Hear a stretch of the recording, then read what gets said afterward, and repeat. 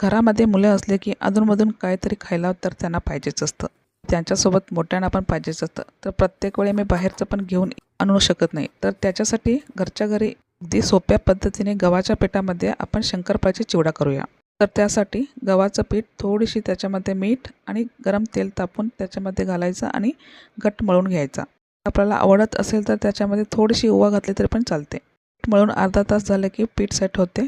मग आपलं मोठं गोळा करून आपल्याला जेवढं मोठं पातळ लाटायचं असेल तेवढं पातळ आपण चपातीसारखं लाटून घेऊ आणि आपल्या शंकरपाळी करायचं चिरणी असते त्याच्या मदतीने लहान लहान शंकरपाळी चिरून घ्यायचं. बारीक चिरून झाले की मग तेल गरम करून त्याच्यामध्ये मंद आचेवर सगळे शंकरपाळे तळून घ्यायचे. एकदम कुरकुरीत तळून झाले की त्याच्यावर तिखट, मीठ, साखरेचा पावडर, थोडीशी हळद घालून मिक्स करून घ्यायचा. प्रत्येक वेळी असेच करून घ्यायचं. वरून शेंगदाणे आणि कढीपत्त्याची फोडणी घालून तयार झाले शंकरपाळ्याचा चिवडा.